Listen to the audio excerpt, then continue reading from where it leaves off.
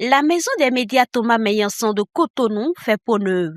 8 mois après le lancement des travaux de rénovation, le président de la Haute Autorité de l'Audiovisuel et de la Communication RAC a officiellement réceptionné les clés de cet édifice, symbole de la vitalité de la presse nationale. C'était sous le regard satisfaisant des professionnels du secteur. La maison des médias retrouve aujourd'hui sa dignité et sa vocation au service de la liberté de presse, du professionnalisme et de la démocratie. Le bâtiment est entièrement réhabilité pour un coût d'environ 215 millions de francs CFA.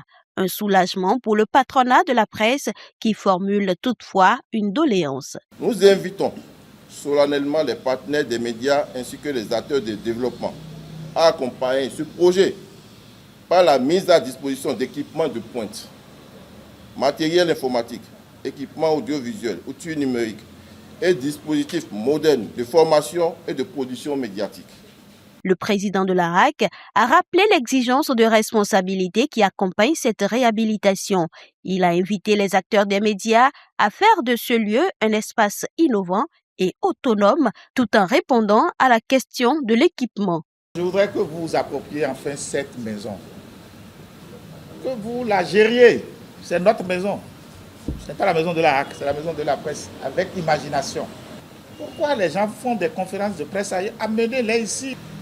Rentabiliser la maison. Nous allons faire rapidement un projet d'équipement de la maison des médias que nous allons soumettre à tous les partenaires. Édouard Loko a profité de l'occasion pour rassurer que l'aide de l'État à la presse reste d'actualité.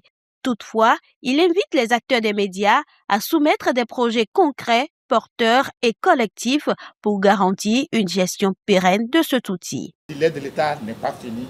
Ayons des idées, ayons des projets qui vont profiter à tout le monde.